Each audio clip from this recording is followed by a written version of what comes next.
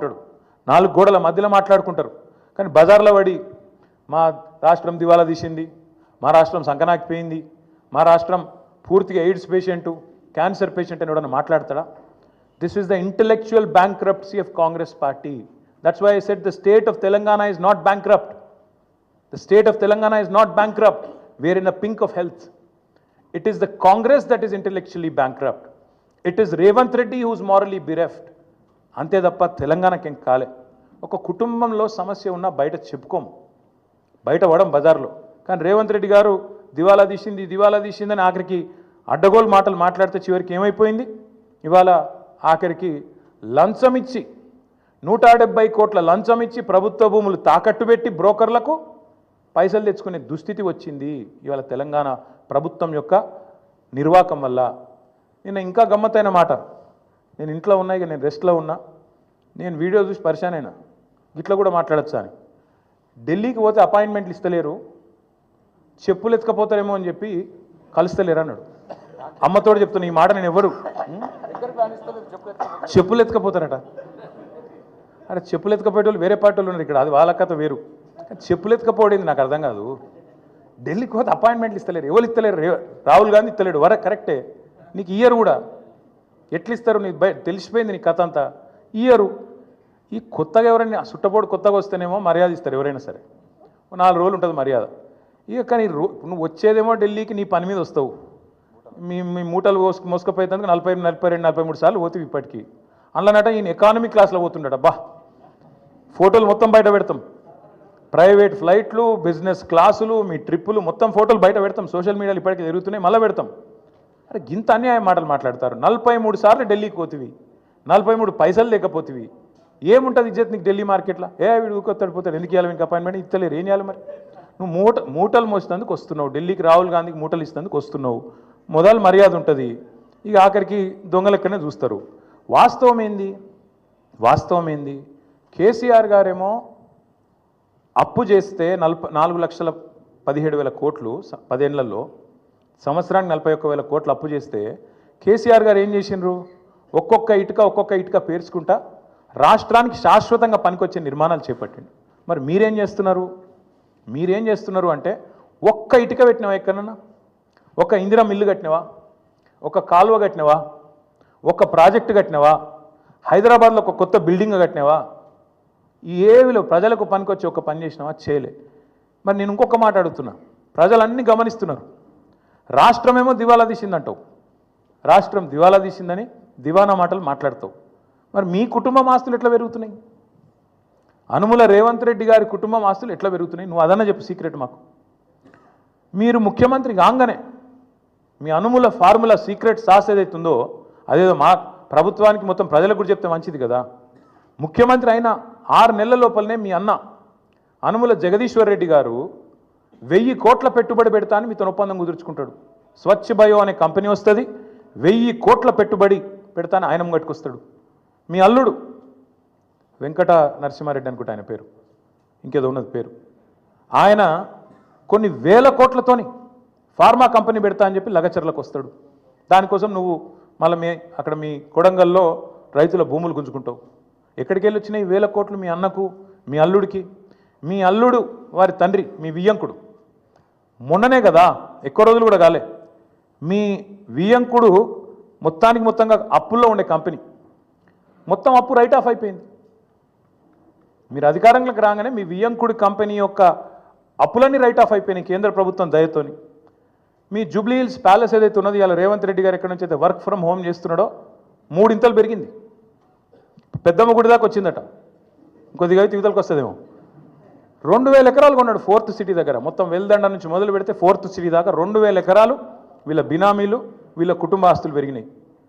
10 లక్షలు కూడా పెట్టుబడి లేని నీ బామ్మర్ది సృజన్ రెడ్డి 1137 కోట్ల కాంట్రాక్ట్ వచ్చింది. నీ అల్లుడు ఆస్తి పెరుగుతుంది, నీ బామ్మర్ది ఆస్తి పెరుగుతుంది, నీ కొండలరెడ్డి ఆస్తి పెరుగుతుంది, తిరుపతి రెడ్డి ఆస్తి పెరుగుతుంది, నీ వియంకున అప్పులు రైట్ ఆఫ్ అవుతాయి, నీ ఇల్లు 3 ఇంతలు పెరుగుతుంది. కానీ రాష్ట్రం మాత్రం సంకనాకిపోతుంది, దివాలా అయిపోతుంది. ఎట్లయితుంది మరి ఇది? అందుకే మేము అంటున్నాం, ఈ సీక్రెట్ అంతా చెప్పండి మాకు కూడా, రాష్ట్రానికి చెప్పండి. మీ అన్నదమ్ములు, మీ కుటుంబ సభ్యులు, వాళ్ళ అప్పులు, వాళ్ళ ఆస్తుల గురించి కూడా చెప్పు. ఎట్లా పెడుతున్నారు సడన్గా పెట్టుబడులు పెద్ద ఎత్తున అవి కూడా బయట పెట్టు. తెలంగాణ ఆస్తులు తగ్గుతున్నాయి ఎట్లా, అనుమూల కుటుంబం ఆస్తులు పెరుగుతున్నాయి ఎట్లా ఖచ్చితంగా చెప్పాలి. కేసీఆర్ గారు తెచ్చిండు, ఎస్ 4,17,000 కోట్ల అప్పు తెచ్చిండు. ఏం చేసిండు కేసీఆర్? ఒక కాళేశ్వరం కట్టిండు, శాశ్వతంగా తెలంగాణకు కల్పతరువు లాంటి ప్రాజెక్టు కట్టి తెలంగాణను పంజాబ్ కంటే హర్యానా కంటే ముంగట నిలబెట్టిండు. వరి ధాన్యం ఉత్పత్తిలో నంబర్ 1 చేసిండు భారతదేశంలో కేసీఆర్. 90% పాలమూరు వలసల జిల్లాగా పేరుపడ్డ పాలమూరు రంగారెడ్డి ఎత్తిపోతల పథకాన్ని 90% పూర్తి చేసి ఒక పంపు కూడా ఆన్ చేసి మీ చేతిలో పెట్టిండు. 17 నెలలైంది, ఆ మిగతా 10% కూడా పూర్తి చేయలేని అసమర్థుడివి నువ్వు.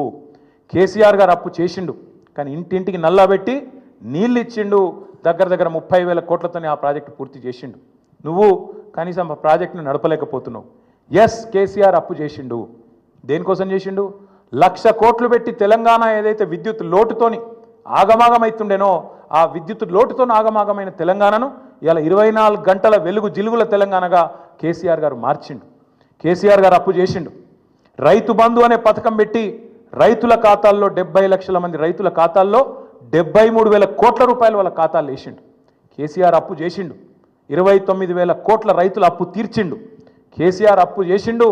24 గంటల ఉచిత కరెంటు రైతులకు ఇచ్చి 60,000 కోట్ల వాళ్ళ భారాన్ని తాను తీసుకున్నాడు.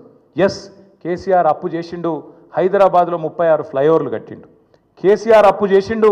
హైదరాబాద్ మెట్రో మొదటి దశ పూర్తి చేసిండు. కేసీఆర్ అప్పు చేసిండు. ఒక అఖండమైన సెక్రటేరియట్ కట్టిండు, శాశ్వతంగా తెలంగాణ ప్రజల ఆస్తి. ఒక అద్భుతమైన 125 అడుగుల ఎత్తైన డాక్టర్ బాబాసాహెబ్ విగ్రహం పెట్టిండు. కేసీఆర్ అప్పు చేసిండు. తెలంగాణ అమరులకు అమరజ్యోతి అద్భుతమైన ఒక స్తూపాన్ని నిర్మాణం చేసిండు. కేసీఆర్ అప్పు చేసిండు. 32 మెడికల్ కాలేజీలు పెట్టిండు. 32 నర్సింగ్ కాలేజీలు పెట్టిండు. కేసీఆర్ అప్పు చేసిండు. 1022 గురుకుల పాఠశాలలు పెట్టిండు. కేసీఆర్ అప్పు చేసిండు. ఊరూరికి రైతు వేదిక కట్టిండు. ఊరూరికి నర్సరీ పెట్టిండు. ఊరూరికి డంపింగ్ యార్డ్ కట్టిండు. వైకుంఠ ధామం కట్టిండు. ప్రకృతి వనం కట్టిండు. నువ్వు పీకింది ఏంది చెప్పు? కలెక్టరేట్లు కూడా కట్టిండు. 32 జిల్లాలు కట్టిండు. నువ్వేం చేసినావు? 1,70,000 కోట్ల. నేను చెప్పమంటే ఇంకో గంట చెప్తా కేసీఆర్ ఏం చేసిండు. మీరేం చేశారు? నువ్వు రోజు కూర్చొని అందాల పోటీలు రివ్యూ చేస్తున్న పోలీస్ కమాండ్ కంట్రోల్ సెంటర్ కూడా కేసీఆరే కట్టిండు. నువ్వేం చేసినావు? ఈ 17 నెలల్లో ఒక్క రూపాయితోని, ఒక్క ఇటుక పెట్టి నువ్వు తెచ్చిన 1,70,000 కోట్ల అప్పుతోని ఒక్క మంచి పని ఏమైనా చేసినావా చెప్పు. అందుకే మేము అంటున్నాం. ఇంకా విచిత్రమైన మాట నేను ఎకానమీ క్లాస్లో పోతున్నా, నేను చాలా పద్ధతిగా ఉంటున్నా, 18 గంటలు పని చేస్తున్నా, నన్ను కోసుక తింటరా అయింది. కోసుక తింటేందుకు ఏమైనా కోతాబరి మామిడికాయ అయింది నాకు అర్థం కాదు. నన్ను కోసుక తింటారా? అర్థం కాని విషయం విచిత్రం ఏంటంటే 43 సార్లు వేయిండు. ఒక ముఖ్యమంత్రి అంటాడు తుత్తనే పోతాడా? గడ్డపారలేక పోడు కదా. ఆయన ఎంబడ 100 మాగదులు, సిబ్బంది, మన్ను మశానం, ఆయన ఇంకా బ్రోకర్లు, వాళ్ళు వీళ్ళు మస్తు మంది పోతారు. 17 నెలల్లో 43 సార్లు నువ్వు ఢిల్లీకి ఎక్కే విమానం దిగే విమానం తెచ్చిందైతే ఏం లేదు. పెట్టిన ఖర్చు ఎంత? శ్వేతపత్రం విడుదల చేయి. 17 నెలల్లో నీ మంత్రులు నల్గొండకు పోయితే గిరికెళ్ళి 100 కిలోమీటర్లు పోయితే కూడా షేర్ ఆటో వాడినట్టు వాడుతున్నారు హెలికాప్టర్ని. చూస్తలేరా మీరు? కొట్టుకుంటారు. ఇంకా భువనగిరి పోతాను, ఎమ్మెల్యేల బర్త్డేలకు హెలికాప్టర్లో పోతాను. వీళ్ళట చాలా పద్ధతిగా నడుపుతున్నారట. షేర్ ఆటో కంటే అధ్వానంగా వాడుతున్నారు వాస్తవంగా అయితే. హెలికాప్టర్ ఉంటే తప్ప హైదరాబాద్ దాటిపోమంటుండే ఒక్కొక్క మంత్రి. ఈ ఎకానమీ క్లాస్ అంటాడు ముఖ్యమంత్రి. నువ్వు ఎక్కే విమానం దిగే విమానం మేము చూస్తలేమా? అరే ప్రైవేట్ ఫ్లైట్లు, జల్సాలు, 7 విదేశీ యాత్రలు, మీ మంత్రుల హెలికాప్టర్ ట్రిప్పులు విడుదల చేయి, శ్వేతపత్రం విడుదల చేయి. అందుకే అంటున్నాం, అక్కసు వెళ్ళగక్కిన ముఖ్యమంత్రి గారు ప్రభుత్వ ఉద్యోగుల మీద. వాస్తవం ఏంది? ఉద్యోగుల వల్ల దివాలా తీసిందని చెప్పి ఇలా నువ్వు దిక్కుమాల ప్రచారం చేస్తున్నావు. కష్టపడుతున్న ఉద్యోగస్తులను అవమానించే ప్రయత్నం చేస్తున్నావు. వాళ్ళ కోరికలు గొంతమ్మ కోరికలు అంటున్నావు. నువ్వే కదా చెప్పింది. డిఏలు ఇస్తా అని చెప్పింది నువ్వు, పిఆర్సీ వేస్తా అని చెప్పింది నువ్వు. కానీ ఇవాళ అడ్డమైన మాటలు మాట్లాడుతుంది నువ్వు. రాష్ట్రంలో ప్రభుత్వ ఉద్యోగుల కష్టంతో, ప్రజల కష్టంతో వచ్చిన ఆదాయాన్ని వస్తే ఆదాయమేమో నీ ఖాతాలు వేసుకుంటావు, ఢిల్లీకి మూటలు పంపుతావు. కానీ ఉద్యోగులను మాత్రం ప్రజల దృష్టిలో చులకన చేసే ప్రయత్నం ఏదైతే చేస్తున్నావో చాలా చాలా దారుణం ఇది. ఉద్యోగ సంఘాలు కూడా ఈ దుర్మార్గపు ముఖ్యమంత్రి యొక్క ఆలోచన విధానాన్ని అర్థం చేసుకోవాలని చెప్పి కూడా నేను కోరుతా ఉన్నా. నువ్వే కదా చెప్పింది ఆశాలకు 18,000 రూపాయలు జీతం పెంచుతా అని చెప్పి